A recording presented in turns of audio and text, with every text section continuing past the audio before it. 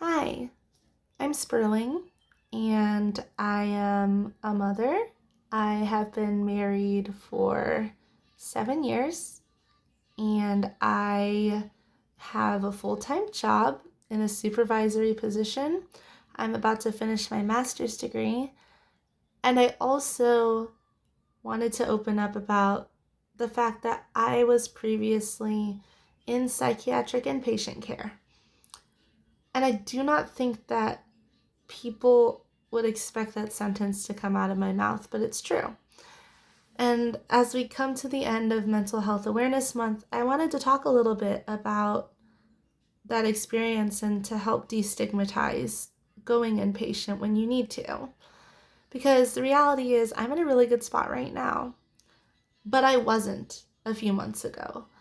And my psychiatrist actually referred me to the ER because I was in such a hysteric state and I had been crying uncontrollably, and I had told him I was worried that the worst thing that could happen is I wouldn't be able to take care of my daughter.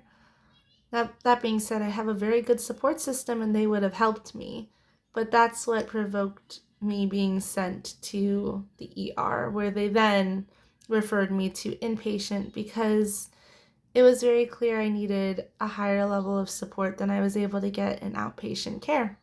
And that's all it boiled down to. And I wasn't happy about it then. I was actually very unhappy. I was being told I had to be away from my family and I wasn't going to have access to things like the internet. But the reality is, it was actually a beneficial experience for me in the end. Because, first of all, that's where I got my bipolar diagnosis, which then led to me getting medications that I needed.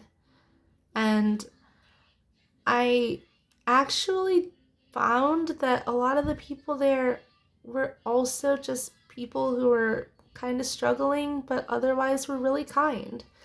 Uh, the therapeutic activities weren't that bad, you know.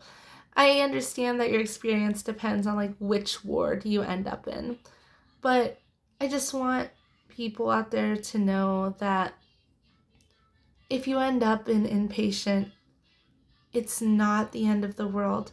It might actually be the start of a much better, much more stable chapter in life.